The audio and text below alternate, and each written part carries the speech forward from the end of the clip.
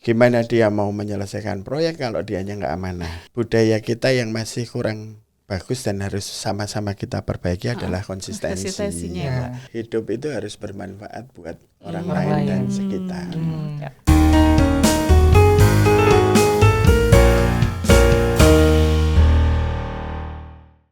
Halo Insan Wika, selamat datang dan selamat bergabung di We Talks, The Untold Story of Wika. Yeay. Nih, We Talks ini udah beberapa episode. Iya, udah banyak ya. Kalau saya baru pertama kali nih Oh gitu, jadi sama sih. host di sini. Sama Mungkin sih. kita perkenalan diri dulu Mbak Dini Iya, ya. boleh.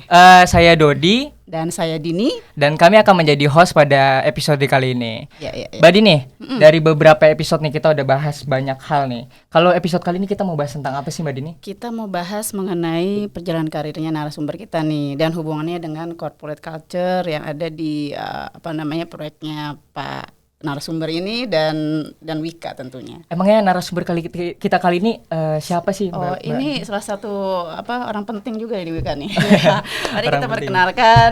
Selamat datang Pak Eko Sujianto. Terima kasih. Ya, Mbak mungkin Dini. panggilannya bisa Pak Eko Ji ya Pak ya? Ya, Iya. panggil aja. Karena kalau nama Eko banyak nanti salah sebut. Oh gitu.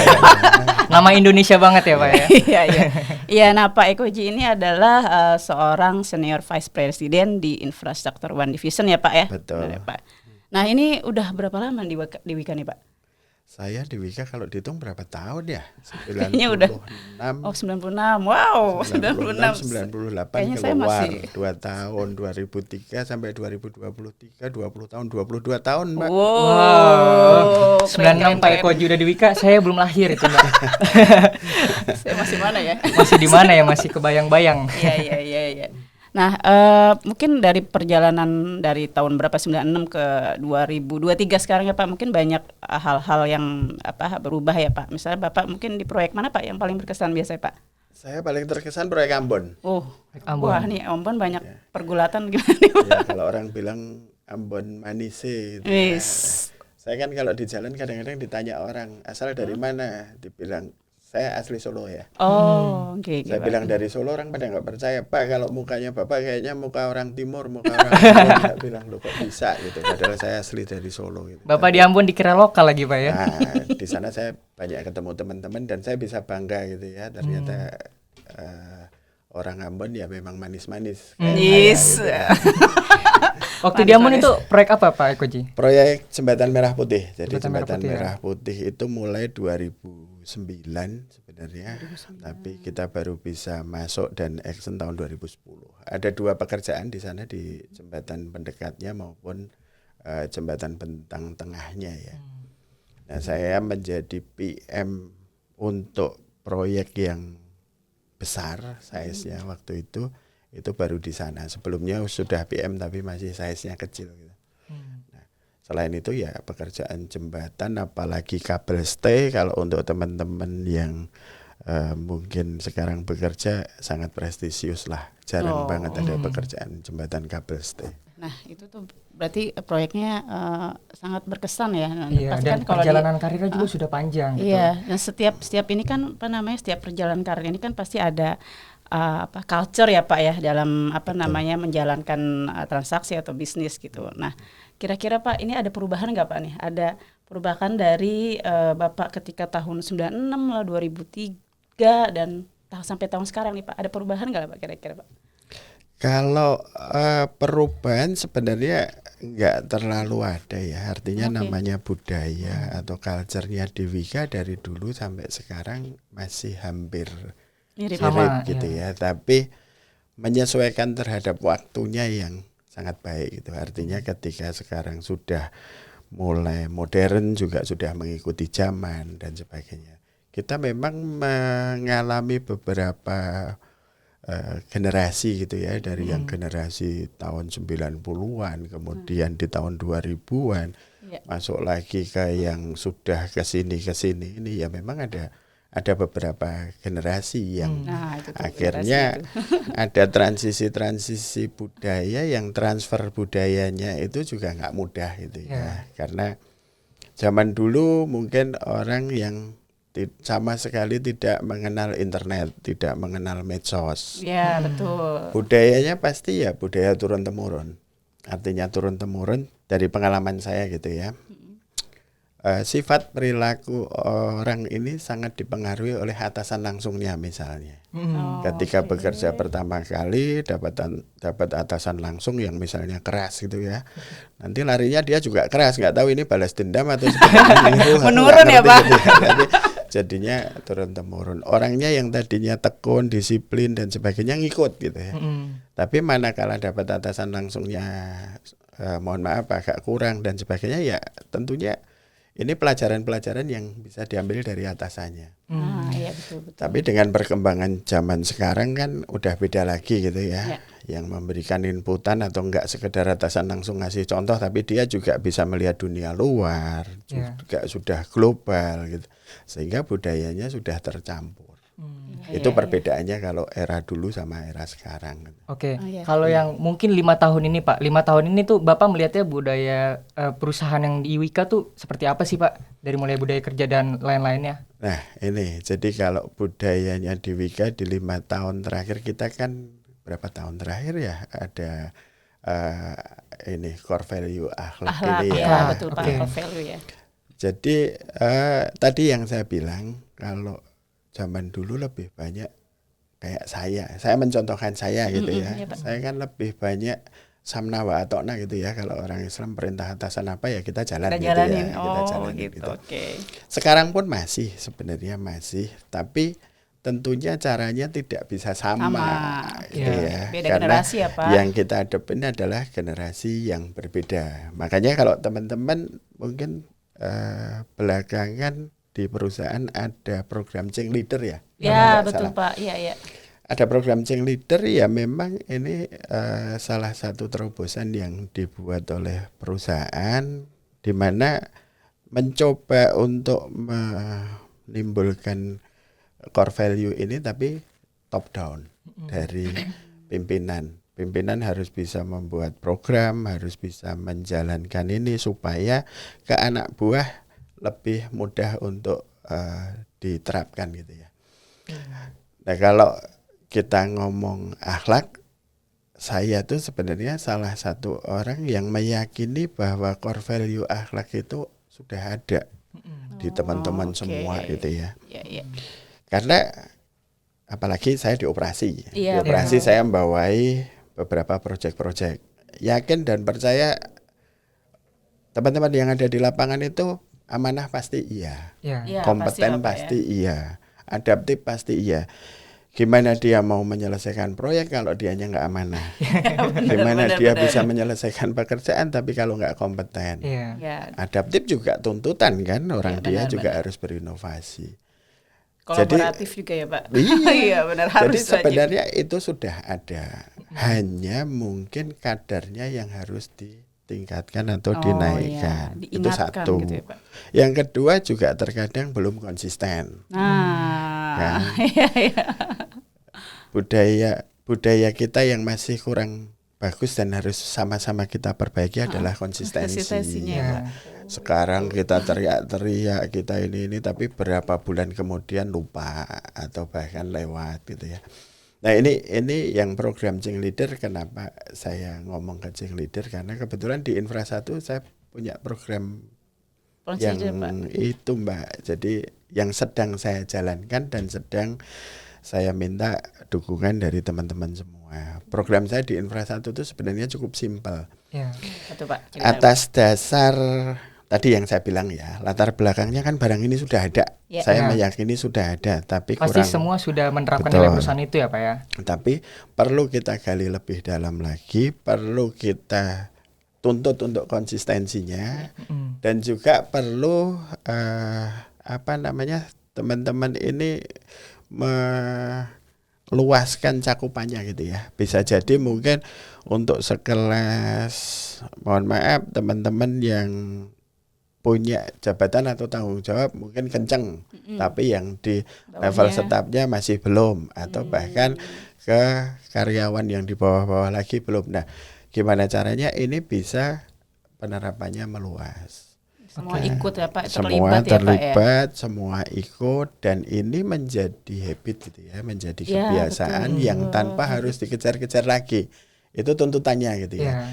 Makanya di programnya Change Leader di Infrastructure One, kami ada namanya program Akhlak Day. Akhlak Day. Boleh Jadi ceritain tuh Pak, kayak akhlak- gimana tuh Pak Akhlak Day itu Pak? Akhlak Day ini sebenarnya inspirasinya dari saya gitu ya, tapi untuk implementasinya saya pastinya melibatkan untuk teman-teman change agent yang ada di kantor pusat di divisi. Iya.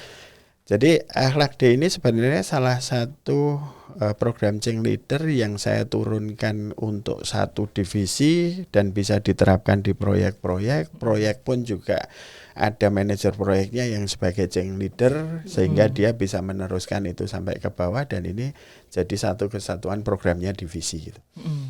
Akhlak Day ini adalah program di mana saya pengen mengasah dan mempertajam nilai-nilai akhlak yang menjadi tuntutan saat ini dan ke depan gitu ya. Hari Senin saya pengen teman-teman mengasah masalah amanah. Senin amanah. Itu ya. I see. Jadi Ah, per hari gitu ya Pak Iya. ya. Oh, satu hari satu ini ya Pak ya? Selasa yang diasah kompeten. Bukan berarti hari Selasa tidak harus amanah ya. Tapi lebih mengasah dan mempertajamnya itu Mempertajam. sehingga kalau Iya. dilihat di Infra 1 teman-teman lagi rame-rame nih kalau hari Senin Selasa khususnya misalnya urusan kompeten ada yang dia menerapkan English Day, ada yang dia sharing di hari Selasa, Sharing session ya, Pak sharing ya? session, ada yang mengadakan program pembelajaran belajar mengajar di hari Selasa. Dan saya membebaskan kreativitasnya teman-teman proyek, saya persilahkan mau ngapain silahkan, tapi dalam rangka mengasah program dari nilai-nilai akhlak itu ini. ya. Oh, satu hari satu value Iya, ya. Jadi satu value ada yang tagarnya, ada Apa tuh, tagarnya. Pak? Jadi Apa tuh, Pak? tagarnya one day one value. One day one value. Berarti Oh. Senin amanah, Selasa Selasa kompeten, kompeten, Rabu harmonis, ya, betul. terus Kamisnya Kamis loyal, loyal, Terus, Jumat adaptif, Sabtu kolaboratif. Wah, Sabtu Minggu. ada Pak.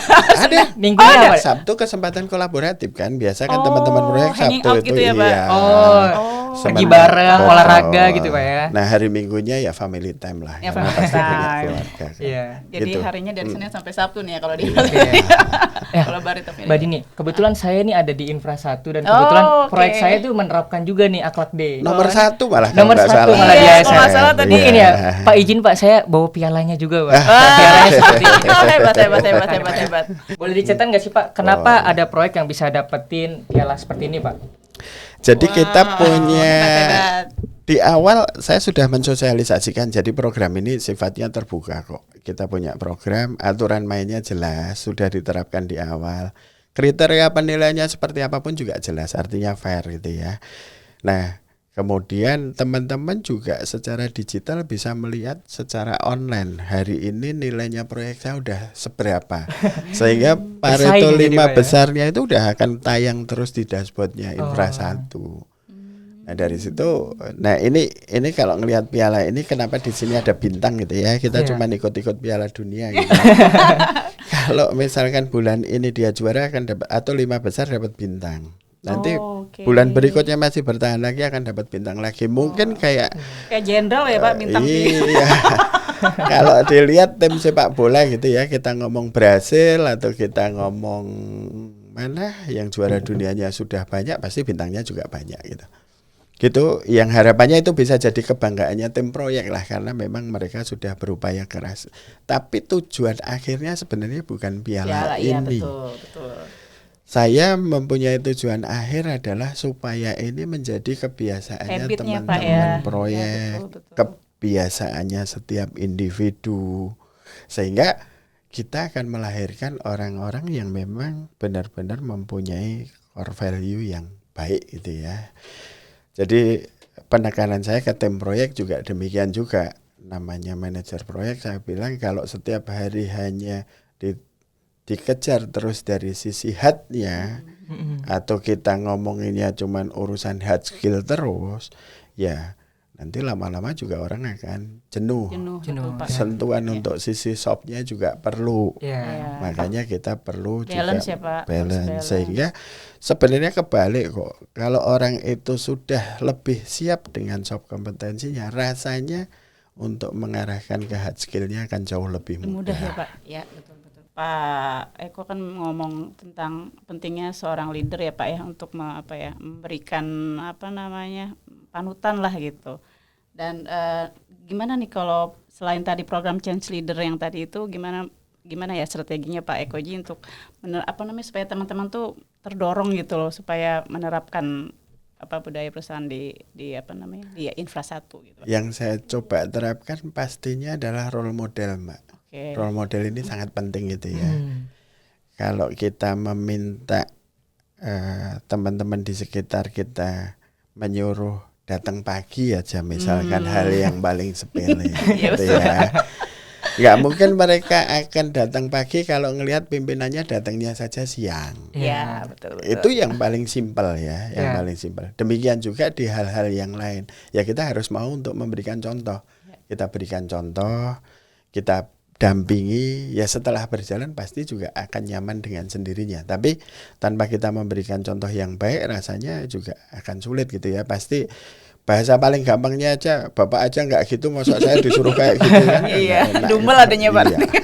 Jadi leader itu juga harus jadi teladan ya Pak ya. Iya, jadi role bawahannya ya. model. Benar-benar. Betul. Ya terus kalau misalnya di Wika sendiri tadi kan di Infra 1 ya Pak. Kalau menurut Pak Eko Ji kalau di Wika itu gimana nih? Apa yang perlu ditingkatkan gitu Pak kalau misalnya? Ya kalau menurut saya memang Selain tadi konsistensi ya Pak betul, tadi ya. Ya memang kita harus bareng-bareng ya, bareng-bareng. Yang harus kita tumbuhkan adalah awareness-nya dulu. Nah, itu dia tuh awareness. Itu yang paling penting, yang menjadi poin pentingnya. Karena kalau awareness-nya sudah ada, rasanya mau untuk diajak kemanapun enak gitu ya. Iya. Tapi kalau orang nggak aware, mau setiap hari kampanye, mau setiap hari teriak-teriak, didengar aja juga mungkin nggak gitu. Nah, sentuhan untuk bisa mendapatkan awareness-nya orang ini yang perlu kita sama-sama untuk belajar. Artinya pendekatan-pendekatan ke personal, kita juga nemanin mereka, dampingin mereka, ini perlu gitu. Ya rasanya di Wika saya yakin dan percaya bahwa Wika ini memiliki leader-leader yang sangat baik dari sejarah zaman dulunya gitu ya. Sedikit saya cerita, zaman dulu kita juga punya leader yang fenomenal gitu. Kayak saya contohkan Pak Tony Warsono gitu ya. Oh iya Pak, betul. Yang visioner banget. Visioner banget betul Pak. Ketika orang belum ngomong diet kayak saat ini gitu ya, ketika orang belum ngomong makan sehat, sekitar mungkin 10-15 tahun yang lalu beliau udah nyuruh kita makan sehat. Iya betul Pak. Dia udah ngeliat Ingat duluan nggak, kebutuhan kan? itu ya Pak. Salat itu Pak. Iya. Dulu kita dipaksa kan, Iya. tapi sekarang faktanya kita butuh gitu. Ini contoh ya, kita punya. Ya saya meyakini sekarang pun Pak Agung, Pak Aji, Pak Hajar, Pak Adit, direksi-direksi di Wika juga orang-orang hebat yang saya yakin juga mampu akan menjadi leader untuk membawa Wika ke yang lebih baik ya. Amin. Baik itu Amin. dari sisi performan perusahaan maupun membawa karyawan ke arah core value yang lebih baik. Iya. Ini unik nih Mbak Dini menurut saya dan Pak Eko Ji ya. Karena budaya itu lahir dari pertama awareness dulu, bisa juga dari karena keterpaksaan gitu. Ternyata bisa juga dari teladan dari pemimpinnya seperti Iya, itu apa. pasti. Iya. Dan kalau misalnya ini harapan nih Pak, harapan dan saran supaya tadi Pak Eko Ji kan ngomong awareness ya Pak ya. Nah awareness itu kan diperlukan supaya memang semua pegawai itu aware, terus terlibat, terus tim juga kolaboratif. Nah itu kan tujuannya untuk sustain ya Pak ya perusahaan. Betul, Nah itu betul. gimana nih Pak harapan dan saran Bapak?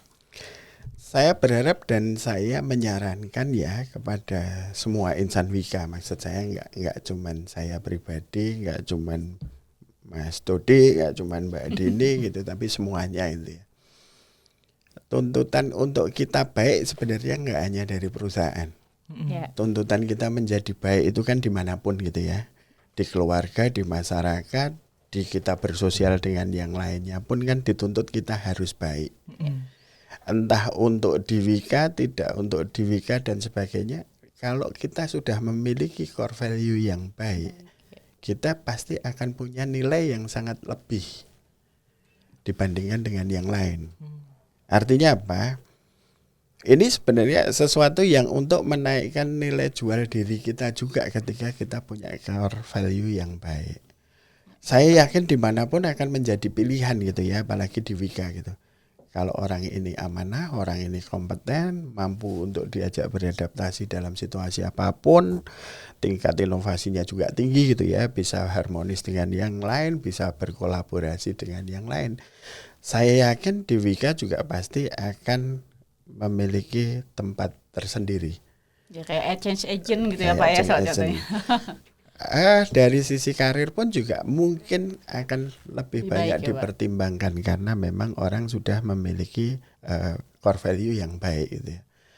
Dan ketika enggak pun misalnya tapi orang ini baik, saya yakin nilainya dia akan lebih dibanding dengan yang lain.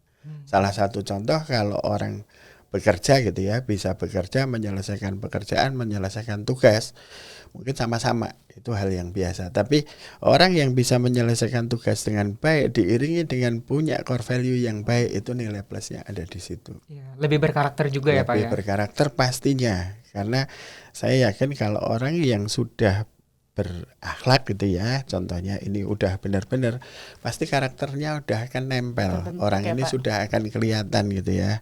Siapapun bisa akan melihat orang yang sudah mempunyai core value yang benar-benar kuat itu kayak begini tampilannya itu akan kelihatan kok. Dan itu biasanya menjadi habit ya, diharapkan kan menjadi habit. Betul. Ya Pak. Ya. Dan kita berharap nggak cuman di change leadernya, nggak cuman di change agentnya, tapi kalau seluruh karyawan Wika ini sudah baik, rasanya untuk Wika kembali baik akan sangat lebih mudah gitu ya, dibandingkan dengan kalau orangnya masih yang ya begini begitu dan sebagainya. Tapi saya yakin dan percaya Wika bisa kok. Karyawan Wika dan insan Wika pasti akan bisa. Amin. Bisa. Insya Allah bisa, pasti bisa. Jadi nanti kita setelah bisa menerapkan akhlak, kita menjadi lebih berkarakter nih di eksternal juga ya Pak ya. Betul. Ini yang jadi pembeda kita juga dengan yang lain ya Pak ya. Pastinya. Jadi kalau kita memang bisa benar-benar itu ya, ini akan jadi nilai plusnya kita, nilai plusnya Wika gitu untuk betul. Di eksternal gitu.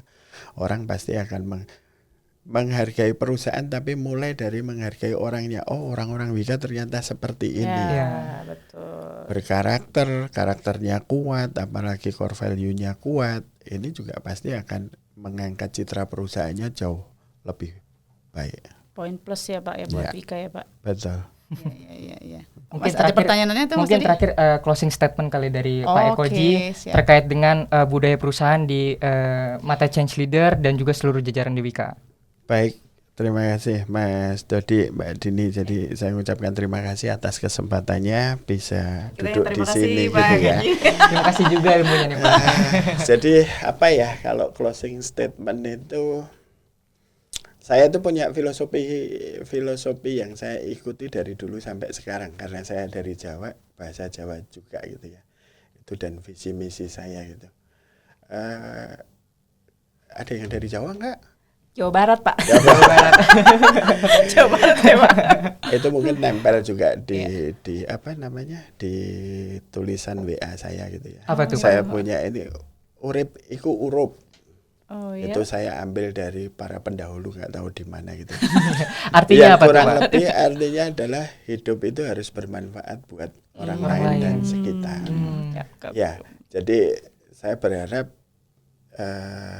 teman-teman insan Wika dengan adanya kita sudah diberi bimbingan masalah core value, sudah diteriak-teriakkan, sudah dikampanyekan, bahkan ada program ini, program itu, ada terakhir change leader.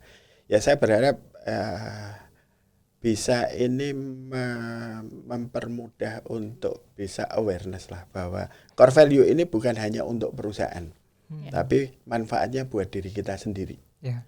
Jadi harus disadari bahwa kalau kita berakhlak baik itu yang punya nilai plus adalah insan-insan Wika atau individunya.